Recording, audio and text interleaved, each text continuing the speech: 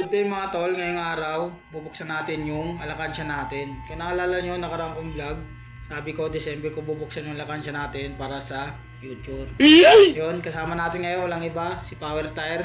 Unang-una nagtiwala sa atin. At titignan natin mga tol kung magkano yung laman ng alakansya natin. At yun nga mga tol, ito yung alakansya natin. Ito siya, ayun mga tol. Diba? Ito yung alakansya ko nakaraan, yung sinabi ko na December natin bubuksan. Mali, nagsimula tayo dito, January. Kung naalala ninyo yung mga solid kong followers, yan, ito ni alakansya natin.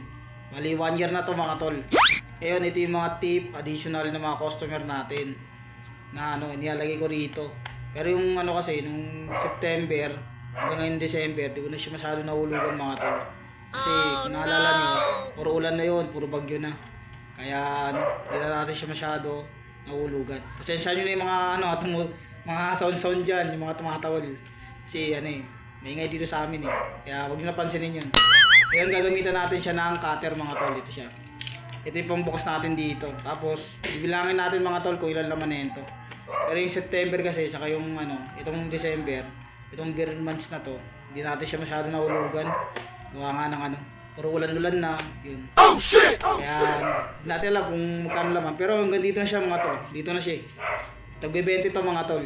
Wala tong ibang barya. Puro 20 buo nilagay ko rito. Kaya tignan natin mga tol kung magkano to. Let's go. Yun nga mga tol, bubuksan na natin siya. I-fast forward ko na lang para mabilis. Ako sa inyo mga tol kung gaano karami. Ano siya mga tol, nabuksan na natin. Ayan siya, diba? Yan siya, ganyan siya karami mga tol, naipon natin isang taon. Kasi may paggagamitan tayo nito mga tol, kaya binuksan ko na siya. Ayan. Natin mga tol. Ayan. Walang bias to mga tol. Wala siya mag-video sa atin mga tol. Ay mga tol diba? Mahalo mga tol Ayan, bibilangin natin to mga tol kung ilan. Kahit ako lang sa inyo mga tol. Para ito na yung 13 month natin mga tol. Ito yung mga 13 month na mga delivery rider mga tol. Mga tol marami to mga tol wala siyang mag-aawak sa atin mga tol.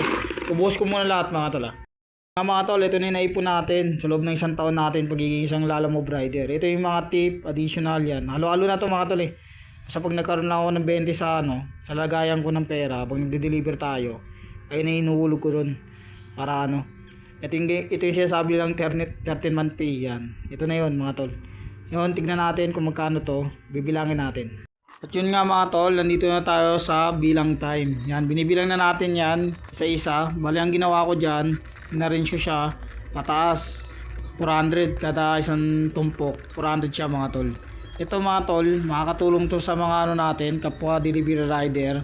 Yung mga walang pang Noche Buena, pambigay sa mga inaanak. Diba? Misa kasi pagkano wala tayong ipon, nag-aagol tayo ng pera. Ito yung way, ito yung paraan para pagdating ng December kaya New Year may panganda tayo. Yung mga iniipon yung sa mga customer nyo, yung mga additional, yung mga tip, yan. Kuha kayo ng mga tol, ng mga alakansya ko tulad ng ginagawa ko. Tapos yung mga nyo, mga konting barya nyo, ipunin nyo mga tol.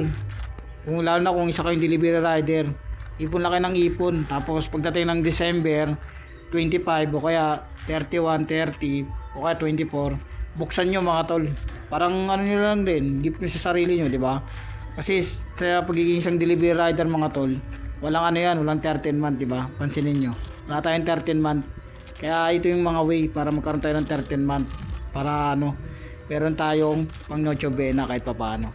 Sana nakatulong ako mga tol sa mga kapwa ko delivery rider.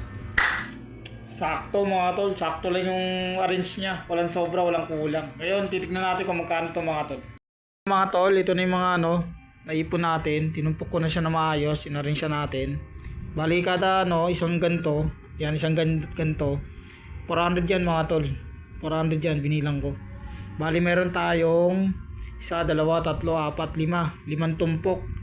Bali ang isa na yan to, 400, 800, 1, 2, 1, 6. Bali ito, tag 2,000.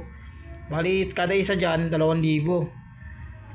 2, 4, 6, 8, 10. Tapos ito, Yung natira, 400 to. Bali, 10,400 na ipon natin mga tol sa isang taon, di ba?